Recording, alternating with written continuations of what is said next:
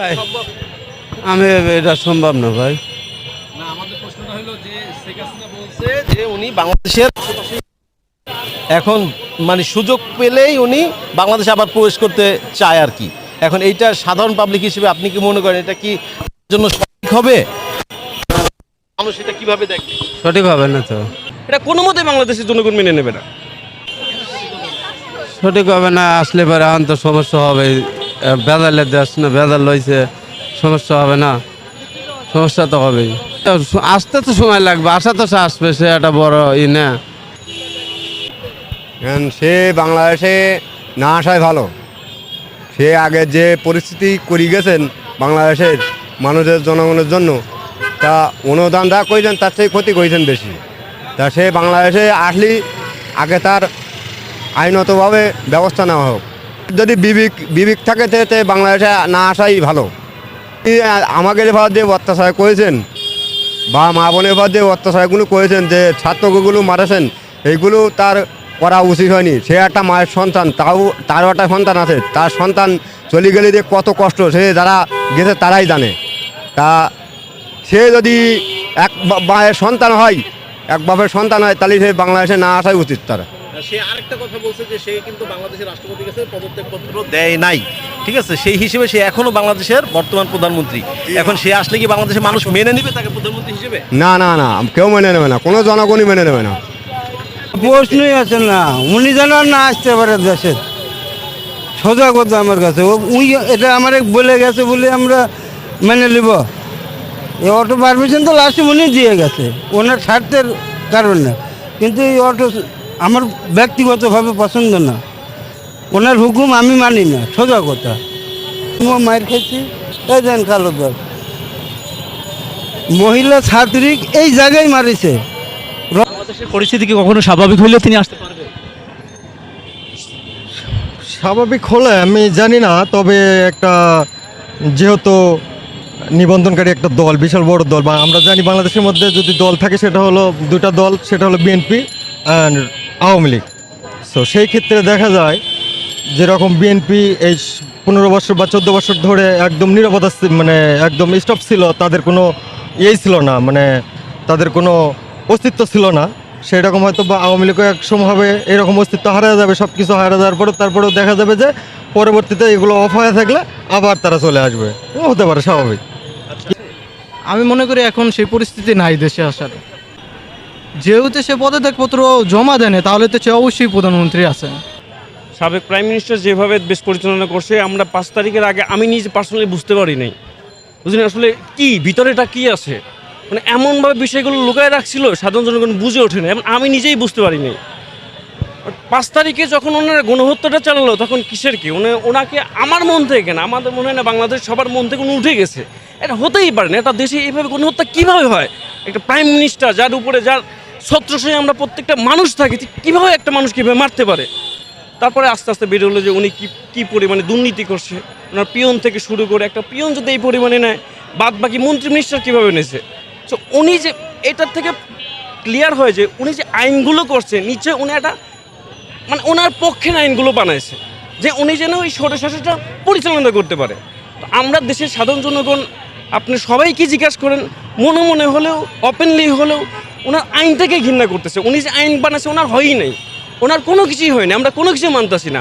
ওনার আইনই বাদ, ওনার আইনই চলে না, ওনার কথা তো দূরস্থান, ওনার কথা হবেই না। উনি যেটা বলবে এটা হবেই না। এটা আমিও পারতপক্ষে ওনার কথা শুনছি, আমি আশ্চর্য হয়েছি উনি কীভাবে এত বড় সাহস পায়, এত কিছু হত্যা করার পরে, এত দুর্নীতি করার পরে আবার দেশে আসবে, এটা সাহস কীভাবে পায় সে? এটা আমি বিচলিত হয়েছি, আমি এটা তীব্র নিন্দা জানাচ্ছি। এবং ওনার এই কথাবার্তা শুনে আরও কিছু লোক যারা, আমি নিজেও একটা আওয়ামী লীগের পরিবারের সন্তান ছিলাম, আমি ব্যক্তিগতভাবে রাজনীতি করি নাই, কিন্তু ওনার যে ক্রাইটেরিয়া, উনি যে কাজগুলো করছে, আমি ধিক্কার জানাই। আমি আওয়ামী লীগ পরিবারের সন্তান, আমি একটা মুক্তিযোদ্ধা পরিবারের সন্তান। আমার কাকা মুক্তিযোদ্ধা, আমার কাকা একজন মুক্তিযোদ্ধা শহীদ হয়েছে, একজন জীবিত আছে। আমরা ছোটোবেলা থেকে দেখছি আমার বাবা মা আওয়ামী লীগ করে, সবাই দেখছে আওয়ামী লীগ করে, নৌকা করে, কিন্তু ওনার যে ক্রাইটেরিয়া এত জঘন্য কাজ করতে পারে এটা আমাদের মাথায় ছিল না। এটা কোনো মতেই উনি বাংলাদেশে আসতে পারবেন, ওনার বিচার হতে হবে। আরেকটা প্রশ্ন হচ্ছে, তিনি এই যে কল রেকর্ডটি কি ইচ্ছাকৃতভাবে ফাঁস করেছেন যে নেতাকর্মীদের সাহস জোগানোর জন্য? না, আমার মনে হয় না। আমি জানি না এটা কেমন হতে পারে উনি ইচ্ছাকৃতভাবে ফাঁস করছে, আমার এটা বিশ্বাস হয় না। হতেও পারে আবার নাও পারে, তবে এটা মনে হয় না যে উনি ইচ্ছাকৃতভাবে ফাঁস করছে। ফাঁস হয়েছে তিনি কিন্তু আমেরিকা বসে বলছিলেন যে কথাটি ওনার একটা বিষয় থাকতে পারে, হয়তো বা উনি এটা জনগণকে, অনেকেই তো হতাশ হয়ে গেছে, যারা অনেক পিওর আওয়ামী লীগ আছে, দেশকে ভালোবাসে, সবাই যে খারাপ তা না আমি বলবো না, কিছু লোক আছে দেশকে ভালোবাসে, তারা হতাশ হয়ে গেছে। আর যারা বেশিরভাগ লোকই আসলে সরকারের ছত্রছায়া থেকে তাছে থেকে অন্যায় জড়িয়ে পড়ছে, বেশিরভাগই যারাই দল করছে, যারাই তার ছত্রছায়া ছিল, তারাই মনে করেন যে একটা অন্যায়ের সাথে জড়িত হয়েছে, সে সরকারি কর্মচারী হোক, বেসরকারি লোক হোক, দল করুক আর যেই করুক, যে যেভাবে টাচে ছিল তারা একটা স্বার্থের জন্য টাচে ছিল, ওনারা হতাশা হয়ে গেছে। এটা হলো কি, আমরা সাজানো বাগানটা হলো কি, ওদেরকে চাঙ্গা করার জন্য, বেসিক্যালি অরিজিনাল দেশপ্রেমের জন্য না। কারণ উনি দেশপ্রেমের জন্য আর কী করবে এসে, উনি যা করার করে গেছে, দেশে যা ক্ষতি করার করে গেছে, উনি দেশে আসে আর ভালো কিছু করার কোনো কিছু নেই। হ্যাঁ, ভালো কাজ করছে, যে প্রজেক্টগুলো করছে এটা তাকে স্বাগত জানাই, অবশ্যই ভালো কাজ করছে, কিন্তু ওটা তো আরও ভালোভাবে করতে পারতো। উনি যেভাবে করছে, এটা একটা পদ্মা সেতু, আমরা দেখা যাচ্ছে ওটা যদি সুন্দর মতো করতো আমাদের 3টা পদ্মা সেতু হতো, উনি আরও ভালোভাবে করতে পারতো, কিন্তু এই টাকাটা যে কোনোভাবে পাচার হয়ে গেছে, এটা আমাদের জন্য ক্ষতি। উনি এত সুন্দরভাবে মেনটেন করতেছিল, কিভাবে না, এটা হয় নাই, ওনার মেনটেন হয় নাই, ওনার কোনো কিছু হয় নাই, উনি যেটা করছে আরও ভালোভাবে করতে পারতো। যাই হোক, আমার মতে এই কলফাসটা ওই রকম, ওই যারা হঠাৎ করে মনে পড়ছে যে আমরা কি হয়ে গেলাম, কোথায় গেলাম, আমার সাজানো বাগান নষ্ট হয়ে গেল, ওদেরকে চাঙ্গা করার জন্য হতে পারে এটা ফাঁস, এই পরিপ্রেক্ষিতে হতে পারে। এটা আসলে আমাদের কোশ্চেন যে আসলে আমরা কেউ দেখি না, ওনার পদত্যাগপত্র দেখি নাই, কিন্তু এটা একটা বার্ষিক নিয়ম, একটা হচ্ছে বাংলাদেশের একটা কনস্টিটিউশন ল যা উনি তৈরি করছে, যেমন তত্ত্বাবধায়ক সরকার নাই, একজন আসলো, এটা ওনার কোশ্চেন, এটাই তো নাই, তত্ত্বাবধায়ক সরকারই তো নাই, উনি কিভাবে আসলো, কিন্তু কোনো আইনই তো হয়নি, উনি তো স্বৈরশাসীভাবে আইন করছে, ওই আইন তো আমরা মানবো না ভাই। ওটা যেমনিই বলুক, মুখের কথা বলুক, যেটা বলুক, যেটা আমার দেশের জনগণের বিপক্ষে যায়, এটা আমার প্রত্যেকটা মানুষের দেশপ্রেমের বিপক্ষে যায়, সেটা কিসের আইন ভাই? এইটা তো আইন হতে পারে না, এটা কিসের আইন? মানুষ যেটা চায় সেটাই আইন। আপনি দেখেন বহির্বিশ্ব, দেখেন সুইজারল্যান্ডে বলেন বা ইউরোপের যেগুলো বলেন, এইখানে 10টা লোক আছে, এখানে 10 জন ফ্যামিলি বাস করে, এই 10 জন ফ্যামিলি ডিসিশন দেবে যে এখানে একটা রাস্তা হবে কি না। 10 জনের মধ্যে বলে যে রাস্তা হবে, এখানে রাস্তা হবে, 10 জন বলে না এখানে ব্রিজে সরাইয়া দাও, সরাইয়া দেবে। দ্যাটস মিন হচ্ছে মানুষজন যেটা চাইবে সেটাই আইন, নটে কোনো ব্যক্তি আইন হতে পারে, সে তো স্বৈরশাসন হয়ে গেল, এটা হতে পারে না, ওই আইন আমরা মানি না, যদিও থাকে, কিন্তু ওটা হয় না, ওটা যা গেছে হয়ে গেছে, উনি চলে গেছে, এই বিষয় শেষ হয়ে গেছে। এটা নিয়ে আমাদের জনগণের মধ্যে আর বিভ্রান্ত চেষ্টা করব না, আর আমরা এটা মানিও না, আমরা যেটা বলবো, জনগণ যেটা বলবে সেটাই আইন। সাধারণের উপরে যেভাবে স্টিম রোল চালিয়েছে, তাদেরকে হত্যা করেছে, তাদেরকে মারপিট করেছে, এখন এই নতুন সরকার আসার পরে আওয়ামী লীগের ভবিষ্যৎ কি মনে হচ্ছে আপনাদের কাছে? হাসিনার কল রেকর্ড দ্বারা মনে হচ্ছে উনি আবার রাজনৈতিক দলকে গোছানোর চেষ্টা করছেন বা উদ্বুদ্ধ করার চেষ্টা করছেন, এখন কি এটা সম্ভব? বাংলাদেশের পরিস্থিতি কি সেরকমের আছে? আচ্ছা, খুব সুন্দর। সেটা হচ্ছে যখন আইন শৃঙ্খলা বাহিনী দিয়ে তৎকালীন সরকার পারছিল না জনগণকে অধিকার দিতে বা নিয়ন্ত্রণ করতে, তখন হচ্ছে অবৈধভাবে ছাত্রলীগের মাধ্যমে তারা ব্যাপারটি নিয়ন্ত্রণে আনার চেষ্টা করে, তো যেটা ছিল আসলে আইন বহির্ভূত। তো এটাকে আমি কখনোই সাপোর্ট করি না। তখন আইন শৃঙ্খলা বাহিনী নিষ্ক্রিয় হয়ে গিয়েছিল এবং ছাত্রলীগ তারা হচ্ছে এমন জঘন্য কাজ করেছে যেটা গত পাকিস্তান সরকারের আমলে যে গণহত্যা হয়েছিল তার চেয়ে বেশি ন্যাক্কারজনক ছিল।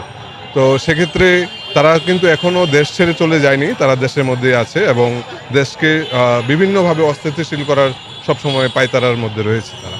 তো সেই জন্যই আমরা বিভিন্ন সময় বিভিন্ন রকম সমস্যা এখনও দেখেই যাচ্ছি। যখন আমাদের দেশটা গুছানোর কথা, তখনও তারা বিভিন্ন রকম প্রবলেম করেই যাচ্ছে, বিভিন্ন রিকশার মাধ্যমে বিভিন্ন দাবি দেওয়া, যখন তখন যে কোনোভাবে তারা দেশকে অস্থিতিশীল করার চেষ্টা করছে। তো তাদেরকে আসলে এখনও পর্যন্ত যে টিকিয়ে রাখা বা হচ্ছে অফ দ্য রেকর্ড তাদেরকে এখনও যে আওয়ামী লীগ সরকার চলে যায়নি, এই ব্যাপারটা হয়তো বা তাদের মনে জিয়ে রাখার জন্যে শেখ হাসিনার এই কল রেকর্ডটা ফাঁসের ইস্যুটি এসেছে। তারা এখনও পর্যন্ত দেশে এমনও মানুষ আছে যারা তাকে এখনও আপা আপা বলে, তাকে ছাড়া আর কোনো কিছুই ভাবতে পারে না। তো এটা দেশের মানুষের জন্য আমার মনে হয় না যে কোনো ভালো কিছু। তো দেশকে এখনও অস্থিতিশীল করার জন্য তারা এবং হচ্ছে কিছু মহল এখনও তার পিছনে লেগে আছে এবং দেশকে এইরকম বিভ্রান্তিকর বিভিন্ন ইস্যু সামনে নিয়ে আসার চেষ্টা করছে। যেহেতু সোশ্যাল মিডিয়ার সুযোগ আছে, সেহেতু তারা এই ইস্যুটা সামনে আনার চেষ্টা করছে আর কি, আমার যেটা মনে হয়। ইউনুসকে নিয়ে যে আওয়ামী লীগ সরকার বা হাসিনা কিন্তু ডক্টর মোহাম্মদ ইউনূসের সম্পূর্ণ বিরোধী একটা লোক, কিন্তু এখন এই বাংলাদেশের এই সাম্প্রতিক অবস্থায় ডক্টর মোহাম্মদ ইউনূসের কোনো বিকল্প কি বাংলাদেশের সামনে ছিল? আচ্ছা, সুন্দর প্রশ্ন। সেটা হচ্ছে ডক্টর মোহাম্মদ ইউনূসকে তৎকালীন প্রধানমন্ত্রী শেখ হাসিনা বরাবরই অপছন্দ করতেন, তাকে চোর, ঘুষখোর এরকম বিভিন্ন নামে ডাকতেন, উনি নিজেও বলেছেন। তো এটা ব্যক্তিগত রেশনাল থেকে হতে পারে, বা হচ্ছে আন্তর্জাতিক অঙ্গনে তাদের প্রতিপত্তি বা হচ্ছে তাদের ইমেজের ব্যাপারে এটার কারণেও হতে পারে, আই ডোন্ট নো দ্যাট। তো কিন্তু হচ্ছে ডক্টর মোহাম্মদ ইউনূসকে ছাত্র সমাজ এবং হচ্ছে আন্তর্জাতিক মহল যেভাবে গ্রহণ করেছে, এবং তার মতো এত বিনয়ী একটা মানুষ যে কিনা সব কিছু তার আবেগ থেকে এবং হচ্ছে মানুষের মধ্যে মিশে যে হেল্প করার চেষ্টা করছে, আমাদের জনগণের এটাই আসলে, বাংলাদেশ অনেক আবেগী, বাঙালিরা অনেক আবেগী। তারা হচ্ছে যে মানুষ একটু ভালো কিছু, একটু সহানুভূতি, তাদের মনের কথাটা কেউ যদি একটু বলে তাহলে তাকে পছন্দ করে ফেলে। তো আমাদের মনে হয় যে এখনও আমরা ডক্টর ইউনূসকে আমরা সেই স্থানে রেখেছি। আশা করি তার মাধ্যমে ভালো কিছু আমরা পাবো, যদি হচ্ছে বাংলার জনগণ একটু মানে কি বলে সচেতন হয় এবং কোন জিনিসগুলো করা উচিত, কোনটা অনুচিত, যৌক্তিক অযৌক্তিক জিনিসটা যদি পার্থক্যটা তারা নিজেদের মধ্যে থেকে একটু প্রতিফলন করাতে পারে, তাহলে আশা করি যে সব কিছু ভালোর দিকেই যাবে। আমি ডক্টর মোহাম্মদ ইউনূসকে আমি যখন স্টুডেন্ট ছিলাম তখন ওনাকে পার্সোনালভাবে আমি ওনার একটা প্রোগ্রামে গেছিলাম, দেখছিলাম যে তখন 2011-12 সালের দিকে। তো তখন দেখছি বিভিন্ন আমেরিকা বা অন্য অন্য দেশের কান্ট্রি ডাইরেক্টর, সিনেটর, দেশপ্রেম মন্ত্রী, রাষ্ট্রপ্রধানের সহকারী প্রতিনিধি আসছে। তো ওনাদের নিয়ে একটা প্রোগ্রাম আসলো, তখন আমি ছোট স্টুডেন্ট লাইফে। তখন দেখলাম বাংলাদেশের একজন লোক বিভিন্ন দেশ থেকে টাকা পয়সা খরচ করে ওনার কাছে আসছে একটা প্রোগ্রাম অ্যাটেন্ড করার জন্য। উনি একটা বক্তব্য দেবে, ওনার একটা থিওরি আছে, সেটা হচ্ছে আপনার থ্রি টেলারের থিওরি আছে, যেটা হচ্ছে আপনার প্রত্যেকটা জনগণ বেকারত্ব থাকবে, দূষণমুক্ত থাকবে। আর একটা আমি বলতে পারছি না, একটা টিলার আছে, ওনার একটা সূত্র আছে, ওইটা সারা বিশ্বে ওনাকে এটা গ্রহণ করে নিয়েছে এবং সেই অনুযায়ী কাজ করতেছে। তো ওনার যে থিওরিগুলো বিভিন্ন দেশ কাজ করতেছে, ওই থিওরিগুলোর উনি জনক, এই জন্য বিভিন্ন দেশের ওনার থিওরিটা কাজ করতেছে, থ্রি টেলার থিওরি। তো ওইটার উনি যেহেতু জনক, উনি যদি বাংলাদেশে এটা অ্যাপ্লাই করে, তো ওটা তো ওনাদের থেকে আমাদের আরও বেশিভাবে হবে, কারণ ওনারা এখান থেকে শিখে যাচ্ছে আর উনি ডাইরেক্ট এটা করবে। সো ওনার বিকল্প হিসেবে আমার মনে হয় না বাংলাদেশের একজন আর কেউ আসে। জাস্টবিন ওনার হচ্ছে আপনার বহির্বিশ্বের সাথে একটা ভালো রিলেশন আছে, একটা কথা বললে শুনবে, ডিনাই করুক আর রাখুক সেটা পরের বিষয়। ওনার সাথে নেগোসিয়েশন করবে যে এটা ভালো এটা খারাপ, একদম ডিনাই করবে না। এরকম শত্রুতা বহুপূর্ণ কোনো দেশ পৃথিবীতে নাই। আমাদের পার্শ্ববর্তী দেশ মোদি সরকার ছিল, ওনার সাথে ওনার টেলিফোনে কথা আছে যে গুড থিঙ্কিং। দ্যাটস মিন হচ্ছে আমাদের কারো শত্রুতা নেই, আমরা শান্তিপ্রিয় মানুষ, বাংলাদেশের জনগণ শান্তিপ্রিয় মানুষ। বাংলাদেশের জনগণ যারা বেসরকারিতে বিশেষ করে তারা প্রচুর পরিমাণে কাজ করে, আমাদের প্রচুর প্রতিভা আছে। জাস্ট আমরা যদি সৎভাবে চলতে পারি তাহলে ওনার মাধ্যমে ওনার থিওরি অনুযায়ী যদি সৎভাবে আমরা পরিচালনা করতে পারি, দিস এনাফ। আমরা ইনশাল্লাহ আমরা চলে যাব। ওনার বিকল্প এখন নাই বাংলাদেশে, এক কথা।